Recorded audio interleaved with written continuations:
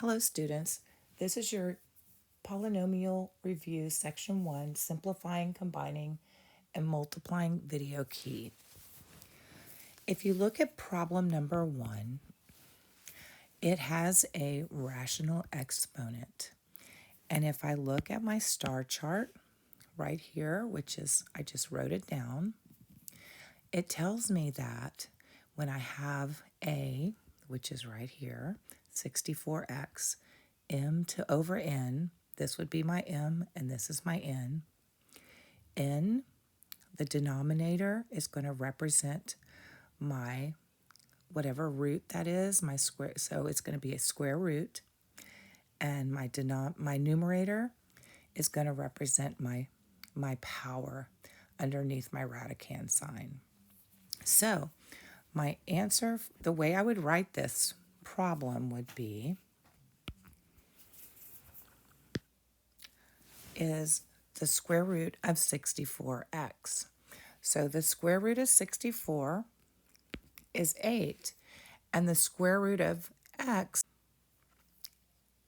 is in simplest form, so I just write the square root of x. So my answer is 8 square roots of x. Number 2, we are simplifying these two terms. What I notice is that my variables right here are all the same. So that means I can combine my coefficients. So I'm going to combine 20 minus 9, and I'm going to get 11 f squared g. And that is my final answer in simplest form.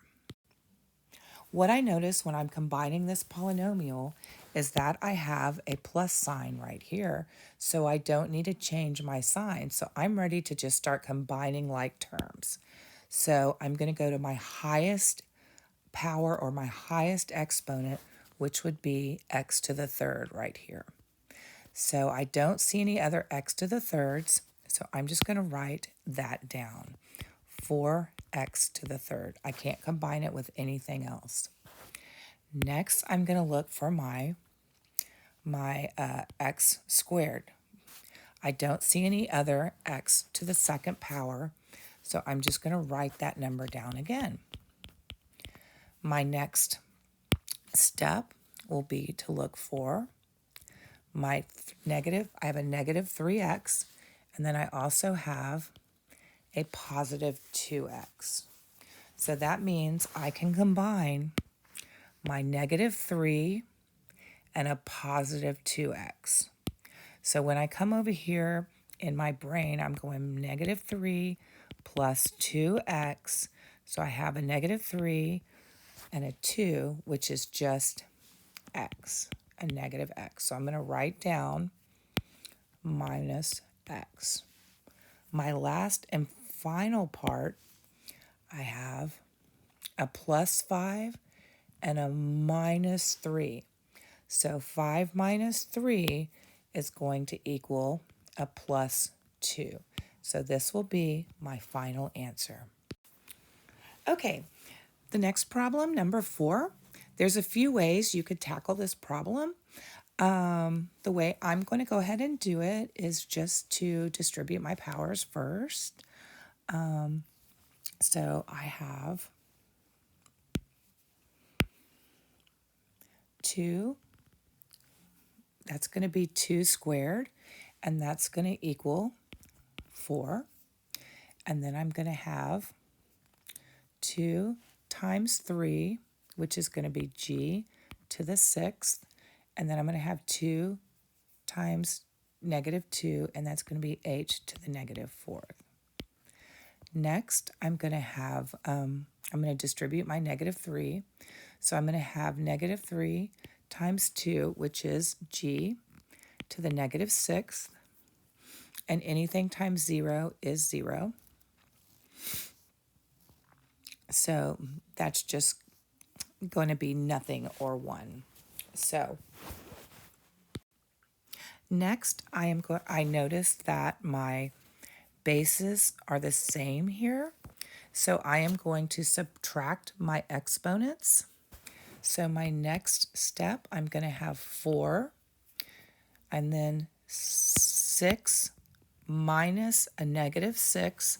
So over here I have 6 minus a negative 6. That becomes plus plus. So my answer is 12 for my exponents. So I have 4g to the 12th, h to the negative 4th. Now I'm still not done because I have a negative exponent.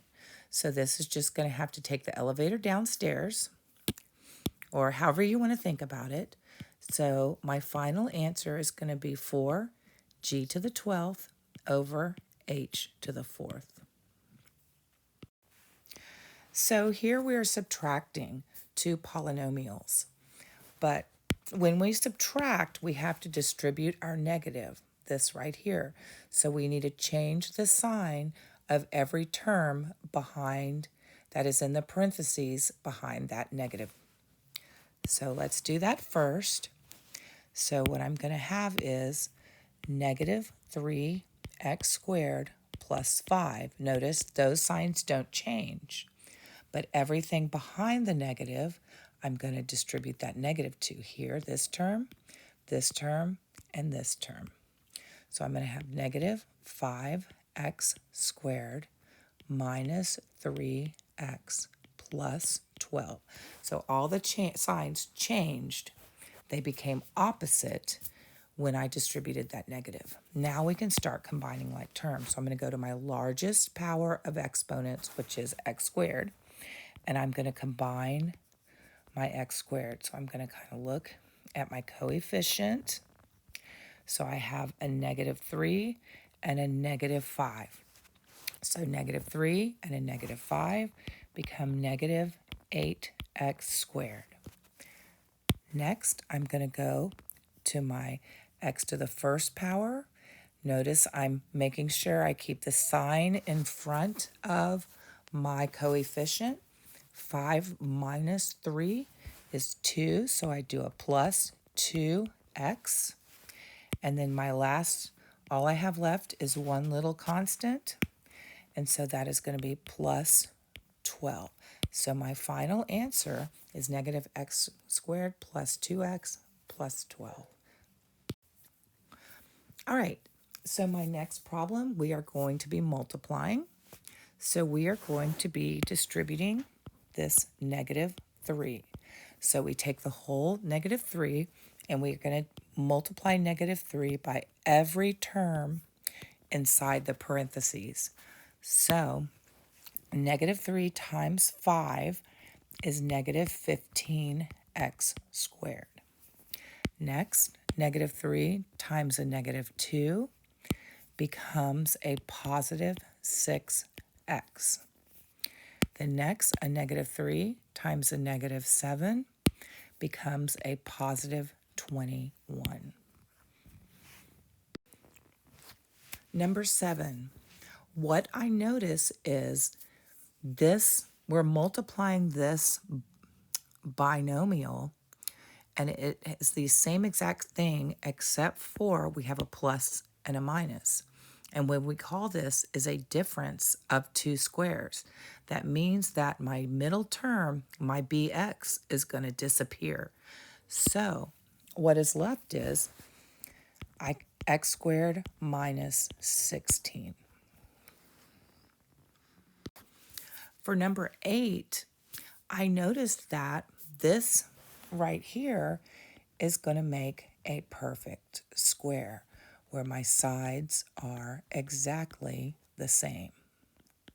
So when this happens, I know that this is a perfect square trinomial. So we can use our shortcut again. So we have our two special cases for number 7 and 8. So the way we do this is we square our first term.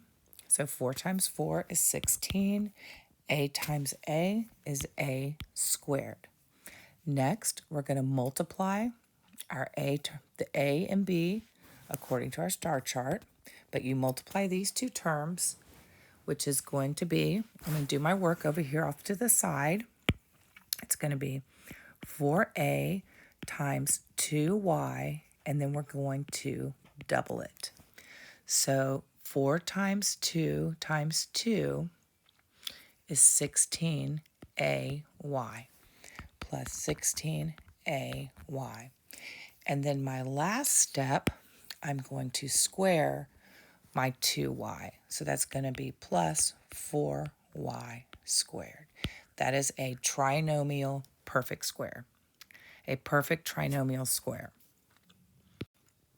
For number 9, we are going to use old-fashioned FOIL. First, outside, inside, last. And you could use FOIL for 7 and 8 as well if you forget your special cases. Okay, so I'm going to first multiply my first times first, which is x times 2x, which is 2x squared. Then I'm going to do my outsides, which is x times a negative x, which is minus 5x. Then I'm going to do my insides, which is a negative 6x.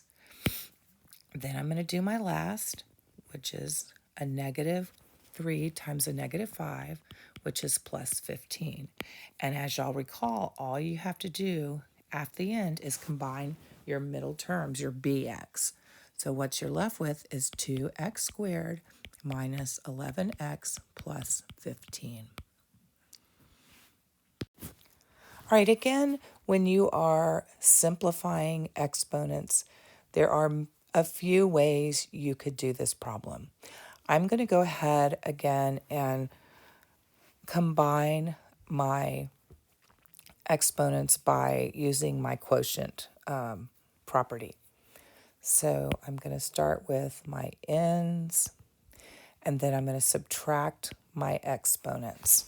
So, and I'm also, while I do that, I'm also going to take 3/18 and put it in lowest terms. That's 1/6. So what I'm going to have left from there is I'm going to have a 6 in my denominator. I don't have to write that 1, but I'm going to put it there for now. I'm going to take 2 minus a negative 3. That becomes plus plus. So then I'm going to have n to the 5th on top. Next, this was me combining and subtracting my n values.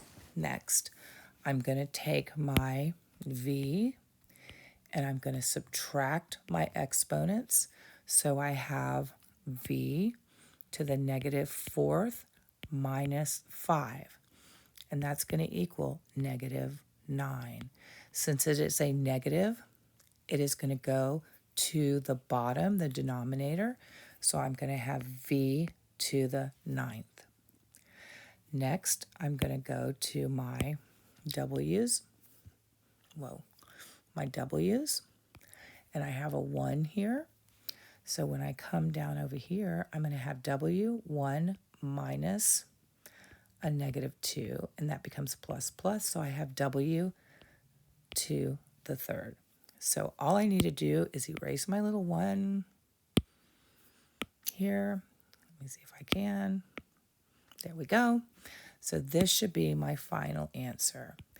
It should be n to the 5th, w to the 3rd, over 6v to the 9th.